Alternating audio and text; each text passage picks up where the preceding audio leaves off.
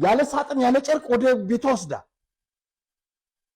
በነጋታው ይቀበር የምትል ሬሳ ሳታስመረምር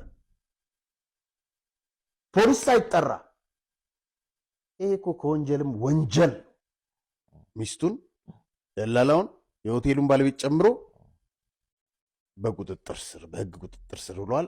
እነዚህ ሰዎች ተጠርጥረው አዲስ አበባ ፖሊስ በሚገኘው ሰሜን ሆቴል አጠገብ በሚገኘው እስር ቤት አዲስ አበባ ፖሊስ እዛ ገብተዋል።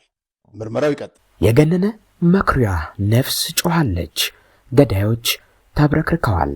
ከሞተ ከዓመታት በኋላ የገነነ መኩሪያ ሊብሮ ባለቤት በፖሊስ ቁጥጥር ስር ዋለች። ከሷ በተጨማሪም ገነነም በሕይወት እያለ የነበረ ውሽማዋ የገነነን ሬሳ ከሆቴል ጭኖ የወጣው ሰው በቁጥጥር ስር ውሏል። ምናልባትም ገኔ ከተቀበረበት ወጥቶ ፍትሃት ይደረግለትም ይሆናል ይለናል የዛሬው መረጃችን። መኪና ውስጥ ሆና ራሱን ማጥፋቱን እንደ ሰው እንዳያቅ ቶሎ ጠቅልለን ጠዋት አማኑኤል ሆስፒታል እንቀብረዋለን ያለች ሰይድ ምስክር አለ።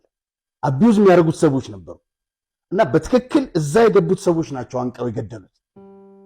ያን ሰው ማጣት በጣም ከባድ። ስፖርት የማይወዱ ሰዎች ጭምር በጋዜጠኛ ገነነ መኩሪያ ሊብሮ ህልፈት እጅግ አዝነው ነበር።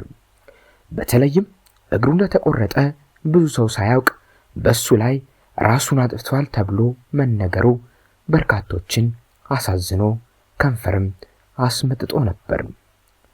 ከቀን ወደ ቀን ግን የተሰሩ ድራማዎች በመታወቃቸውና ጫን ብሎ ሄደ አካልም ስለተበራከተ እውነት እየወጣ ይገኛል። ለምን አሰበርሽ? አንድ ለምን አስክሬን በደላላው አስጭነሽ ወደ ቤትሽ ወሰድሽ? ሁለት እዛ ቦታ ላይ ሆና ገነነ ራሱ ማጥፋቱን እንዳይታወቅ በጠዋት አማኑኤል ቤተክርስቲያን እንቅበረው እኮ ብላለች። ማስረጃ አለ፣ ሰዎች አሉ። ለምንድን ነው ይሄን ያረክሽው? መልስ ካለሽ። እንደሚታወቀው የገነነ ባለቤት ገነነ ራሱን ነው ያጠፋው በማለት ፍትሃት ጭምር እንዳይደረግለት አድርጋለች። አሁን ከአንድ ዓመት በኋላ በግድያው ተጠርጥራ ከነው ሽማዋ በፖሊስ ቁጥጥር ስር ውላለች።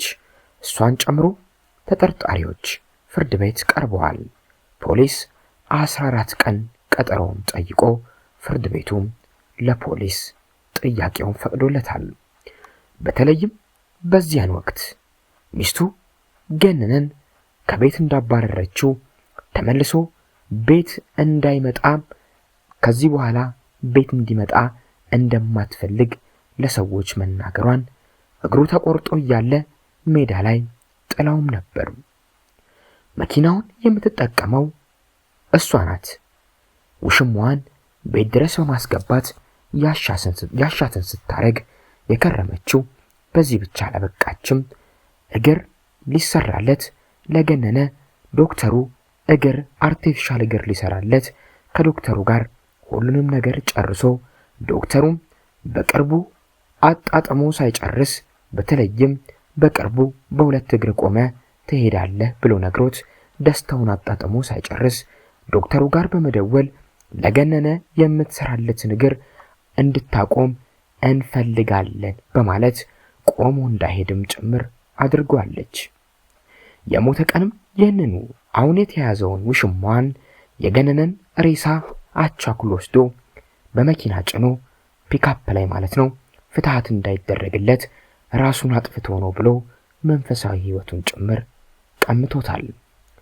በጋዜጠኛና ደራሲ ገነነ መኩሪያ ሞት ዙሪያ የተጠረጠሩ ግለሰቦች ናቸው ሐሙስ ዕለት በቁጥጥር ስር የዋሉት። እነዚህም ባለቤቱ የገነነ ባለቤት ወይዘሮ አስቴር አየለ እንዲሁም ውሽማዋ እንደሆነ የሚነገረው አቶ ይታየው ወይም ምትኬ እንዲሁም ገነነ ሞት የተገኘበትን የዋካና ሆቴል ባለቤት በፌዴራል ፖሊስ ተይዘው ተጠርጣሪዎቹ ፍርድ ቤት ቀርበዋል። የፌዴራል ፖሊስ የወንጀል ምርመራ ቡድን አባሎች ተጠርጣሪዎች ላይ የተጠናከረ ምርመራ ለማድረግም ተጨማሪ የ14 ቀን የጊዜ ቀጠሮ እንዲሰጣቸው ጥያቄ አቅርበዋል። ፍርድ ቤቱም ፖሊስ የጠየቀውን የምርመራ ቀን አስመልክቶ ፈቃዱን ሰጥቷል። የጋዜጠኛ ገነነ መኩሪያ ህልፈት ህይወት ምክንያት የሚያጣራ ከባድ የምርመራ ቡድንም ተቋቁሟል። የኮሚቴው አባሎች በየጊዜው የሚደርሱበትን እያንዳንዱን የምርመራ ሂደትም ለተቋሙ ከፍተኛ ኃላፊዎች ያሳውቃሉ። የተዳፈኑ የሚመስሉ ውስብስብ ወንጀሎችን አፈንፍነው በማጋለጥ የረጅም ጊዜ ልምድና ዕውቀት ባካበቱ አባሎች የተዋቀረ የምርመራ ቡድን መዋቀሩንም ለመስማት ችለናል። ጉዳዩ የፌዴራል ፖሊስ ጠቅላይ አዛዥ በሆኑት በኮሚሽነር ጄኔራል ደመላሽ ገብረ ሚካኤል ልዩ ትኩረት ተሰጥቶታል። በቀደምትነት በጋዜጠኛ ገነነ መኩሪያ ሞት ዙሪያ ምርመራ ያደረገው የአዲስ አበባ ፖሊስ ኮሚሽን እንደነበረ አይዘነጋም። በቅርቡ ለአዲስ አበባ ፖሊስ ወንጀል መከላከል ክፍል በጋዜጠኛ ገነነ ህልፈተ ህይወት ዙሪያ ጥያቄ ላቀረቡ የስፖርት ጋዜጠኞች አጥጋቢ ምላሽ ሳይሰጥ መቅረቱ የሚዘነጋ አይደለም። በተለይም አንድ ኃላፊ ከሞተ 3 ዓመት ለሆነው ሰው የሞት ምክንያቱን መጠየቅ አይገባችሁም የሚል ምላሽ ሰጥተው ነበር። የኚህ የአዲስ አበባ ፖሊስ ባልደረባ የሆኑ መኮንን ምላሽ በርካቶች ሲሰሙ ተቆጥተውም ነበር። አሁን በቁጥጥር ስር የሚገኙት የጋዜጠኛ ገነነ ባለቤት 4 ጋዜጠኞችን በስም ማጥፋት ፍርድ ቤት መክሰሳቸው አይዘነጋም። ጋዜጠኛ ገነነ ራሱን አጥፍቷል በሚል የአዲስ አበባ ፖሊስ ማረጋገጫ እንደሰጣቸው በክሳቸውም አካተው ነበር። ከዚህ ቀደም በጋዜጠኛ ገነነ መኩሪያ ህልፈትን አስመልክቶ የተሰጡ ምክንያቶች በወዳጆቹና በቤተሰቦቹ ዘንድ ተቀባይነት ሊያገኙም አልቻሉም። የጋዜጠኛ ገነነ ታናሽ ወንድም የሆነው አቶ አለማየሁ መኩሪያ የወንድሙ አስክሬን መጥቶ ምርመራ እንዲደረግለት ለፌዴራል ፖሊስ ጥያቄ ማቅረቡ አይዘነጋም። ጉዳዩ ተዳፍኖ እንዳይቀር የኢትዮጵያ ፌዴራል ፖሊስ በተጠናከረ ሁኔታ ምርመራ በመጀመሩ በተለይም ይህንን ከዳር ለማድረስ ሁሉም ኢትዮጵያዊ እንዲያግዝ ጥሪ ቀርቧል።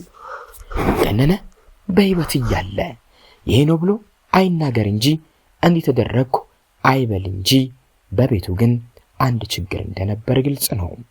እሱ ግን በቃለ መጠይቆች በሄደ ቁጥር፣ ሰዎች ፊት በቀረበ ቁጥር ባለቤቴ እሷን አመሰግናለሁ፣ እሷ ናት ለዚህ ያደረሰችኝ በማለት ካንዴም 40ና 50 ጊዜ ምስክር ይሆናታል። ነገር ግን ገነነ የሚነግረንና ገነነ ቤቱ ገብቶ የሚኖረው ተመሳሳይ አልነበረም። አንድ ሰው ባልን ከፈታ በኋላ ከቤት አባሮ ሊያውም አካሉ መግደል እያወቁ ከቤት አባሮ ጎዳና ደር ማለት ምን ማለት ነው? ይህ እውነት ለሚወዱት ባል ቅጣትስ ቢሆን የሚደረግ የሚሰራ ጭካኔ ነው ወይ? በርካቶችን አነጋግሯል። ገነነ ህልፈቱን ተሰማም የሆቴሉን ክፍል ገንጥሎ ከመግባት መጀመሪያ ፖሊስ መጥራት አይቀድምም ወይ ያሉም በርካቶች ናቸው።